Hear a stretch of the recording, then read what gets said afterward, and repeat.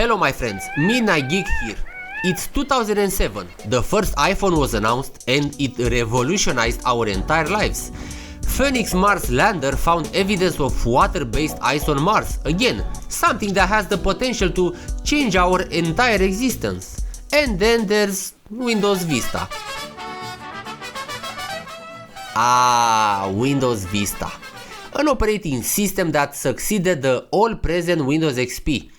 Succeeded with variable degrees of success, of course. Well, some might say with no degrees of success. Some of us were shocked after upgrading from Windows XP to Windows Vista. The performance was terrible. But was it really? Or is just our memory playing tricks on us? Let's find out. I'm going to compare XP Service Pack 2 with Vista Service Pack 2. The system I'm going to use is this, a gorgeous Asus M32N SLI Deluxe, an Athlon 64X2 5000 Plus, 4GB of DDR2 memory, and the GeForce 7900 GS. But geek, this is a way more powerful computer than some of us had when Vista was released. We were still rocking single core CPUs back then. I hear you, that's why I'm going to use a slower computer also. Although average FPS does not tell the whole story of a game's performance, still, benchmarking with the in-game benchmark gives us a reliable performance metric. And these are the metrics. In Doom 3, Vista is slower. Shocking, right? Vista is slower by about 10-15%, which is not much, but considering that going from XP to Vista was called an upgrade, well, this is not an upgrade, at least not in performance.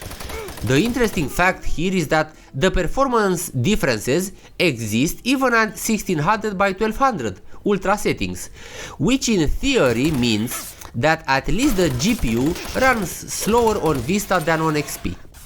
Why? I don't know. It's because of Aero, the new and shiny Vista interface? I should have tested this, right?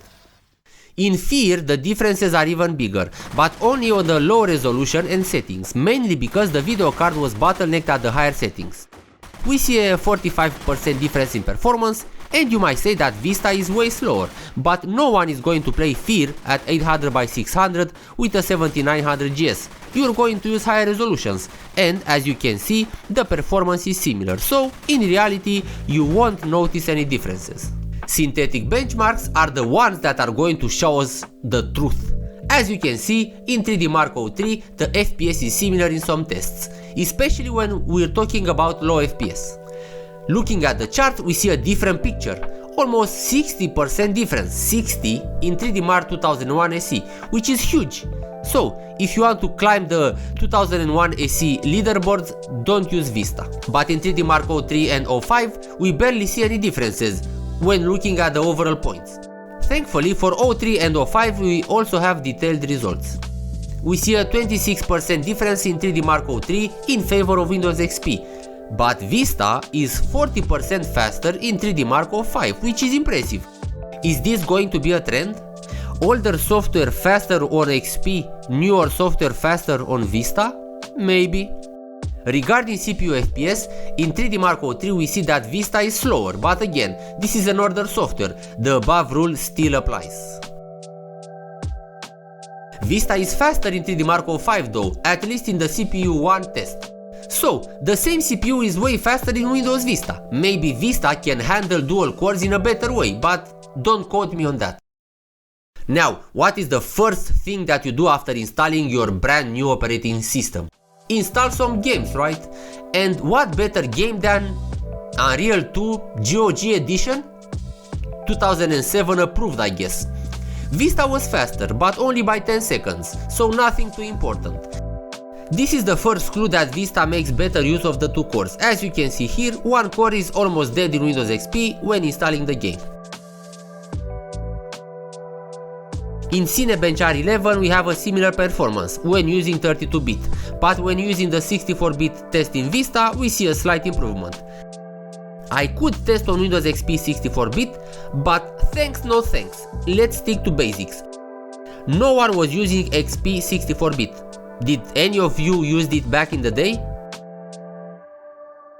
Vista sees a crashing defeat in 7-zip. It's 1 minute slower than XP in compression. By the way, I've used ultra compression and I've compressed the SimCity 4 Deluxe Edition install folder. In theory, I should have the task manager with the CPU graphs, but for reasons known only to no one, I don't have it. The compression, however, was faster on Vista by 35 seconds. Add them together, XP is still faster.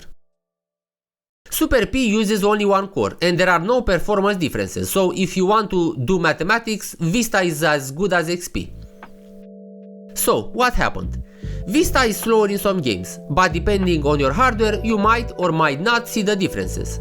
The synthetic benchmarks showed us some big differences between XP and Vista, with XP being a lot faster in 3D Mark 2001 SE, and Vista being way faster in 3D Mark 05. Vista was faster in 7-zip decompression, and also provided faster loading times for games. But what if we're using a slower computer? Would Vista be way slower than XP? We're starting with Far Cry, a game released in 2004, so 3 years earlier than Vista. The game loads a lot faster in Vista, so my theory that Vista loads things faster because it uses dual core more efficiently might be true. But the FPS sees a huge dip in performance in Vista. Just look at this. We see differences between 30 and 40% in favor of Windows XP. Yikes! Also, very important to keep in mind, we don't have such FPS differences at low settings, when the FPS is high. You won't notice any gameplay differences between 140 and 100 FPS. But when we're talking about 40 versus 30 FPS, the feeling is very different. 30 FPS would feel very sluggish.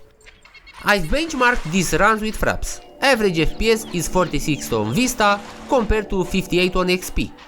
And the 1% lows are also lower, a 24% difference and a hefty 33% difference at 0.1% lows. Man, this is not looking good at all for Vista gaming. Oblivion is closer to Vista, let's see. The loading times are still faster in Vista, but this time not by much. But can it run Oblivion? Pay close attention to the percentage differences that I'm going to show. Minus and red means less performance on Vista, plus and green means more performance on Vista. I'm going to test 3 main areas, in the wilderness, in the big city and inside the small area of the city. In the wilderness we have a lot of stutters on both operating systems and the FPS is not that different. We have a small 4% in favor of Vista, but then the FPS drops and we see 10-12% differences in favor of XP. Vista doesn't like town areas. Here is a hefty 33% difference followed by a huge 60% one. And keep in mind, we're talking about, again, low FPS for both operating systems, so 60% is very noticeable. Going into an area with higher FPS, we see differences between 20 and 40 FPS. So, Vista and Oblivion don't make a good pair. XP is way faster, so once again, Vista is bad for gaming. Using again some in-game benchmarking, Doom 3 is faster on Windows XP, again, just like with the first, more powerful computer. Vista seems to be enjoying itself, taking away some of those sweet CPU and GPU resources, or just the CPU. Vista has Aero, which uses the 3D capabilities of the video card, but surely it won't use them if you're inside a full screen application, right? Surely Aero does not influence the results, and surely I have tested this, right? Let's add this to part 2 also, thanks, bye bye. Vista is slower in Painkiller also. Okay, let me stop me right there. Vista is crap, at least for gaming, at least for games, at least for these games. Don't get me wrong, I love Vista. I think that Vista is awesome. Aero is so cool and shiny. It's so nice using Vista for a long period of time. It might become your best friend. It's a diamond in the rough, but you need some tools to get rid of the rough. Throw a Core 2 and a 8800 GT at it and it will shine. Fear has the same pattern on this computer as on the first one. XP is faster at lower settings and at higher settings we have all kind of bottlenecks, so the results are identical. To be honest, I expected bigger differences between XP and Vista with this Pentium 4. If Vista uses more resources, and if your resources are scarce to start with, and believe me, a Pentium 4 clocked at 2.6 GHz is very scarce for 2007, you are left with nothing. But is this the case? Here are the differences in Doom 3 and Fear for both computers. In Doom 3 the differences are bigger when using the Pentium 4 compared to the Athlon 64X2. So yes, Vista uses more resources, shocking. And if your resources are not that abundant, you will notice the differences. In Fear we see a different story. The differences are way bigger when using the Athlon 64, but this is mainly because the Pentium 4 is bottlenecked in Fear. Thank you all for watching, I hope it was revealing. Stick around for part 2 where I'll be going into more details. And until next time, give Vista a chance and be nostalgic. Oh, and I've used an SSD for all the tests.